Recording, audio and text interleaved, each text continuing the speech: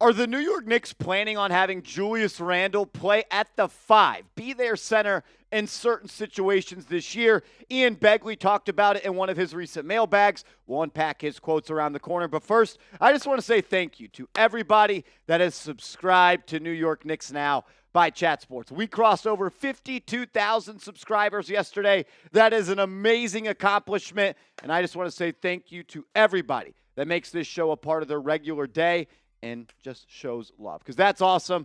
I get to live the dream because of you guys. I love you guys, and I want to know this. How many subscribers was this channel at when you hit that big red button? Let me know in the comments section.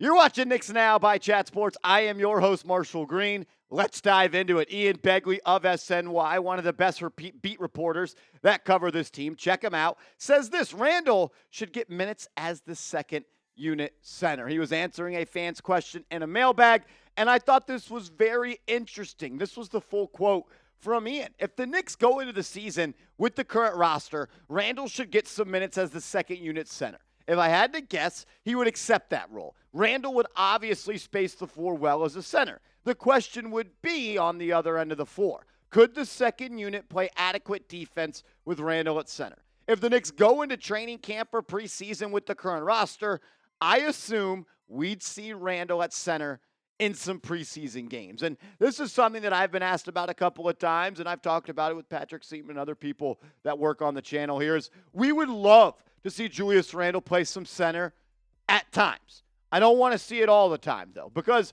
I do think there are pros and cons to that, and we'll get to it. But let's start with this. The Knicks, they know they got to add another center to this team. Mitchell Robinson, when healthy, is a solid center. You can win a championship, I believe, with Mitchell Robinson as your starting center, but he's got to be healthy. He has played in more than 60 games just one time in the last 4 years, and the best way to predict the future is to look at the past. I would not be shocked if another injury happens. Precious Achiuwa, he's 6'8". He's more of a power forward. And Jericho Sims is still working to be an NBA player. And Ariel Huckporty is a rookie who was selected last in the NBA draft.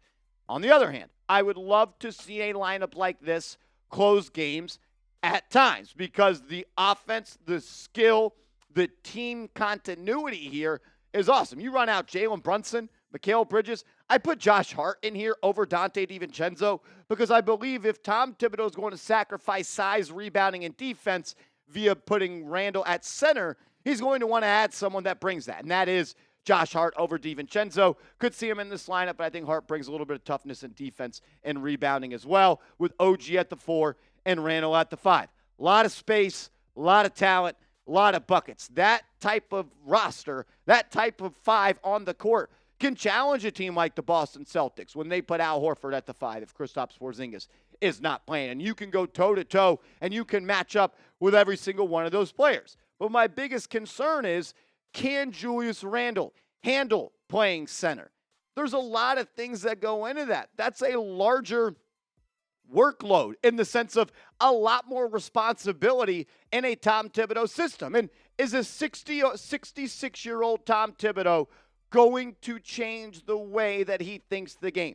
How he has grown up and his entire coaching career coached basketball. Thibs wants a rim protector in the game at all times. He puts so much on the plate when it comes to defensive responsibility for a big man. He also wants that big man not just to be a rim protector, but be someone that can control the glass. We saw Mitchell Robinson do that. We saw Isaiah Hartenstein do that. We saw him reluctantly put Precious Achiuwa out there because he doesn't necessarily do all those things at the highest level. I also don't expect this to be a regular thing. I know Ian talked about it could be from time to time, and I think that is more so where it happens. Maybe for 5 to 7 minutes a game, maybe the last 3 minutes of the game if another team does go small. But the reason I said a second ago as to could Randle handle being a center is he's coming off a major injury, a separated shoulder that he couldn't work back from via physical therapy. He had to have surgery. And once your shoulder pops out of socket, I think anyone that's had that happen to you, it's more likely to happen again. And now he would be banging with bigger guys, on the glass and in the paint, having to guard much stronger, bigger dudes. Randle's a big dude. He's built like an ox. But at the end of the day, he's only 6'8", 250. It's a lot different when you're guarding guys that are 6'11", 260, 7 foot. It's a different ball game, and I just wonder for a guy that's had 2 major injuries in the last 2 years that ultimately ended his season with major surgery, can he handle going toe-to-toe with opposing teams' big men every night?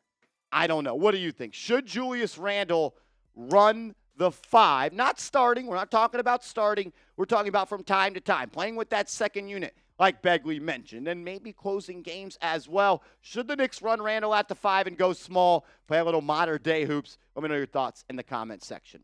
Coming up next, I haven't had an opportunity yet to hop on this channel and talk about the schedule that was released by the NBA for the New York Knicks. Some important dates of when training camp's going to happen, where it's going to happen, media day, all that fun stuff, and my major takeaways from the schedule. That's around the corner, but first, I got to give a major shout-out to today's sponsor, which is us, Chat Sports. We're sponsoring today's show, and you should get your shirt today because they are back on sale. If you're a Knicks Now real one, if you are one of the 52,000 subscribers, get yourself a shirt. People always ask, Marsh, why don't you guys do merch? The bosses, they tell me we got to sell more merch to do more merch. So get a black shirt, you can get a blue shirt, be ready to rock and roll for the season opener against the Boston Celtics. We're going to take them down. This is the link, chatsports.com/realknicks. I'll make sure that is clickable in the comments and description of today's video.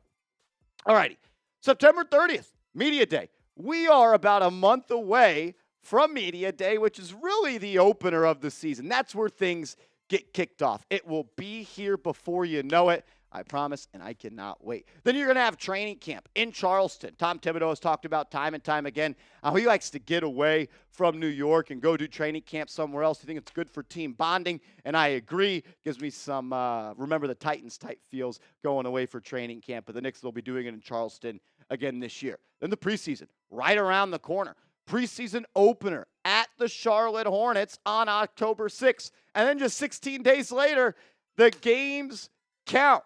Season opener at the fake TD Garden in Boston on ring night. Let's play spoiler and beat the Boston Celtics. Your home opener will be 3 days later against the Indiana Pacers. All my homies hate Tyrese Halliburton, and I cannot wait for that game. I don't want to see buddy-buddy anymore with Josh Hart, Mikal Bridges, and Jalen Brunson and DiVincenzo with Tyrese Halliburton. He ended your season. He ended your season. Don't be buddy-buddy with him anymore. Then you'll have the NBA Cup, the in-season tournament. I was very skeptical standing here last year at this time talking about it, but I really enjoyed it. And it brought some meaningful basketball early on in the calendar for the Knicks. As you see, this is the teams that they'll be playing this year. The Philadelphia 76ers, the Brooklyn Nets, the Charlotte Hornets, and the Orlando Magic. Can they win their group? Remember, if you win your group, you advance at a group play, and you go into a bracket play, and then there will be a wild card. I believe it's maybe 1 or 2 wild cards awarded for each conference. But not the hardest schedule in the world. Sixers will be tough. Magic are going to be better this year. But we should mop up Brooklyn as well as the Charlotte Hornets. Christmas Day. It ain't Christmas hoops unless it's going on at Madison Square Garden. And Victor Wembanyama. Wemby coming to town. That one will be a lot of fun. Last time the Knicks and the Spurs met up, Wemby went crazy. Brunson went crazy. And the Spurs, they got the dub. We got to get our lick back. February 6th, the trade deadline. That'll be an important date for the Knicks. Are they going to make any more moves? Will they add more talent to this team? The last 2 years, we saw them make 2 big in-season trades. One for Josh Hart, one for OG Anunoby. Will Leon Rose do it again? Then a week later, you'll have the All-Star break from the 14th to the 16th. And then the NBA playoffs right there on April 19th. And I also included the NBA Finals because that's where I expect the New York Knicks to be this year, playing in the NBA Finals. June 5th, baby. That's where we want to go. That's the goal. I understand that it's lofty, but man, oh man, that is what we are looking for this year. And so is everybody else. Everyone's got high expectations for the Knicks.